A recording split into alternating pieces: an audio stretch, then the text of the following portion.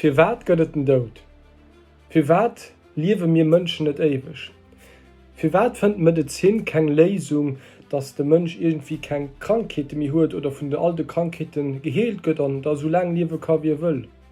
Für wat funktioniert als ganz Natur mat dem Dout, also mussssen Déieren an Pflanze stirben, an eben noch Mënschen, fir das irgendwie dat ganz funktioniert.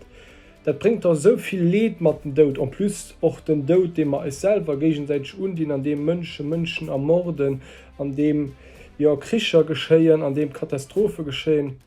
Das Thema Dout, das dauerpräsent, wir wollen eigentlich nicht damit zu dienen hun, wie kriegen wir das gelöst? Und dann wird der Pro, wo könnten Dout hier, die fanden man nicht an der Medizin, und noch nicht an andere Sachen mehr an der Bibel. An dem Neuen Testament der plötzlich besteht, dofir grad wie durch e Mënsch d'Sinn an d'Welt kom an durch d'Sinn den Dout, so huet den Dout sech an all Mënsch verbreet, weil jidere gesënnecht huet.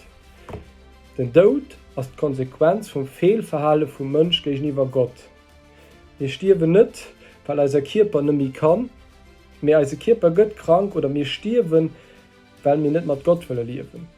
Den Dout ass d'Resultat, de Lohn vum Fehlverhale vum Mënsch géichniwer Gott. An Rettung davon as der Jesus. Weil man nämlich hier leben und unerkennen, dass man Probleme mit Gott tun, dass man muss das Verhalten verändern, aber bei Gott Entschuldigung frohen.